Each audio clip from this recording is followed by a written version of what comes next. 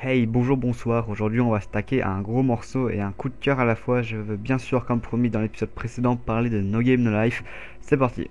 Je pense que vous présenter No Game No Life est complètement inutile, mais vu qu'il y en a qui vivent dans des grottes, je vais le faire. Qu'est-ce que No Game No Life ou No Game Nora? C'est une abréviation au cas où. C'est une série de light novel écrite et illustrée par Yu Kamiya. Elle est publiée par Media Factory depuis avril 2012 et comporte à ce jour 6 volumes ou peut-être 7. Elle a eu droit à une adaptation en manga en janvier 2013 dans le magazine Monthly Kami Alive et est dessinée par Mashiro Hiragi, puis une adaptation en animé vue le jour en avril 2014 et c'est sur ça que nous allons parler. Bon, résumons l'histoire. Sora et Shino, qui au passage est vraiment trop kawaii, sont deux frères et sœurs insociaux et no life. Sora ayant une intuition astucieuse et une perspicacité sans faille, alors que Shino une intelligence prodigieuse dépassant le génie. À eux deux, ils forment les Blancs. Ce nom vient d'une légende urbaine racontant qu'une team de 4 joueurs ont battu un nombre incomparable de joueurs, mais que leur nom de compte est un blanc. En gros, ils ont pas pseudo pour ceux qui n'ont pas compris. Et je vous le donne en mille, ces 4 joueurs sont juste Sora et Shino qui contrôlent chacun 2 personnages prodigieux. Un jour, ils reçoivent un défi d'une personne inconnue sur une partie d'échecs qu'ils gagnent avec un peu de difficulté. C'est alors qu'ils se font téléporter dans le monde de Disboard où Dieu existe. Celui-ci s'appelle Tet. D'ailleurs, c'est lui qui a instauré les 10 lois de ce monde, je les citerai plus tard. Dans ce monde vivent 16 races, Sora et Shino faisant partie de celle d'Humanity, vont tenter de conquérir ce monde pour peut-être avoir la chance de défier Tet et d'obtenir son rang de Dieu unique. Alors déjà, pour commencer, ce qui m'a marqué dans cet animé, c'est ah mes yeux! Oui, c'est les couleurs. Les personnes qui ont fait cette adaptation devaient avoir une focalisation sur le mauve et tous ses dérivés. Mais la couleur est un point positif en fait. Quand tu regardes cet animé la nuit, luminosité max, croyez-moi, ça te tient éveillé. Ouais, c'est du vécu. Mais outre les couleurs flashy what the fuck qui font mal aux yeux, quand t'es pas habitué, bah c'est beau, l'animation est belle. J'ai rien à dire sur le car design, c'est juste beau. Bon, sans transition, je vais essayer de répondre à une question. Est-ce que No Game No Life mérite son succès? Oui, car il y a eu un franc succès en France, voire même presque partout. Et bien pour moi, oui. Et je dis pas ça pour faire plaisir à une certaine catégorie de personnes. Non, je le pense réellement et je vais tenter de te l'expliquer. Déjà, le concept des conflits réglés par les jeux, c'est original, déjà plus que celui des personnages qui vendent dans un monde de jeux vidéo. Ouais, ça je parlerai de toi un jour. Les jeux joués durant tout l'anime nous est très familier, pile ou face ou les échecs, etc. Mais le fait qu'il y ait des règles qui changent, genre aux échecs, les pions ont leur volonté propre, rend la partie plus épique, mais surtout lors de celle-ci, on voit que Sora a des balls, putain. Et puis on s'identifie très facilement à Sora. Oui, que Sora, parce que Shiro, voilà. Et attends, t'es pas en train de faire du sexisme là?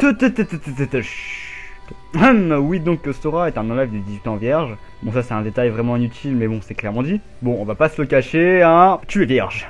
Tu sais, je vais te tuer, toi. Non, notre génération est clairement dans la technologie et je dirais à l'aveugle, quitte à dire des conneries que 70% des personnes entre 14 et 24 ans jouent, quitte à faire des nuits blanches. Et du coup, oui, on s'identifie très vite au personnage de Sora et ça c'est un point fort. Le dernier point fort de No Game No Life, c'est qu'on peut y voir une certaine critique de la société parce que Sora et Shiro sont exclus de la société parce qu'ils sont des No Life. Enfin, c'est très flou.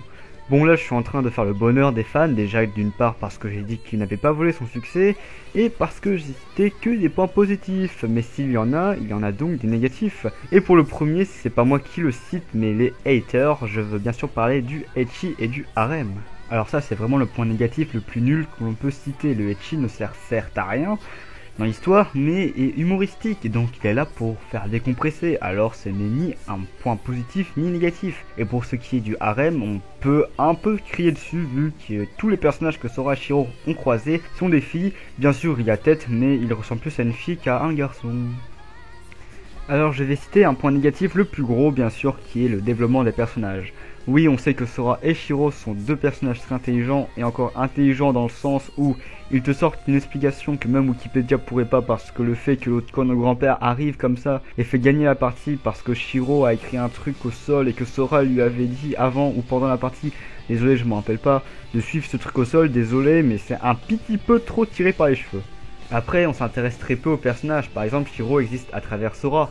Bon ok, mais c'est un personnage principal, limite l'autre conne au grand-père a pu développer que elle. Alors oui, on s'intéresse à elle à l'épisode 9, mais qu'est-ce qu'on apprend au final? Qu'elle est très intelligente, mais ça on le savait déjà. Et en plus ça dure même pas 2 minutes dans l'épisode. C'est un personnage principal, elle n'évolue pas. Ça c'est un des plus gros défauts dans l'anime, que le personnage n'évolue pas. Et si je vous le dis, c'est pour espérer qu'un jour ce défaut ne sera plus. C'est ça le but d'une critique, dire des défauts pour que les développeurs trouvent une solution pour y remédier. Bon, pour conclure, je vais vous parler de la fin, donc je vais spoiler, mais vu que je vous ai prévenu avant et que c'est pas le premier spoil de la vidéo, je ne m'inquiète pas. Donc à la fin, les blancs gagnent contre les hommes bêtes et vont rencontrer la sainte prêtresse renard du peuple pour conclure un accord suite au match nul du pile ou face. Ils vont demander à la prêtresse après le générique de fin de convoquer les Holdeus, la race première, pour finir sur la réplique du « commençant le jeu ».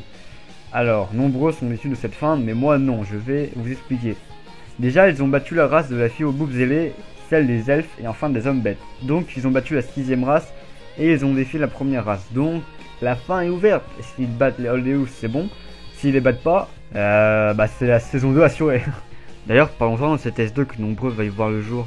Déjà, s'ils la font, il faut que ça se passe exactement où ça s'est laissé et que l'on voit le jeu contre les Holdeus. Mais surtout, pour la fin, je suis sûr qu'ils vont réussir à vaincre Tête et devenir donc les dieux du monde. Mais que là, ils se font téléporter dans leur monde d'origine pour constater que ce n'était qu'un rêve ou une illusion parce qu'ils, je vous rappelle, n'ont pas dormi énormément dans leur vraie vie, donc ce serait très cohérent que ça soit la vraie fin. Et puis l'auteur des light novels de No Game No Life n'a pas fini sa série, donc on peut espérer une éventuelle saison 2. Voilà, j'en ai fini avec No Game No Life. Si je devais lui donner une note, ce serait 14 sur 20 pour le fun qu'il m'a apporté. Sur ce, la prochaine vidéo, c'est un top 5 qui va parler, je vous le donne en charade. Mon premier en espagnol veut dire dedans, et mon deuxième, notre pénis, on se trouve très décevant. Les commentaires parleront. Sur ce, j'aime, le commentaire sort toujours gratuit, abonne-toi pour nous suivre, et moi je vous dis à dans 2 semaines.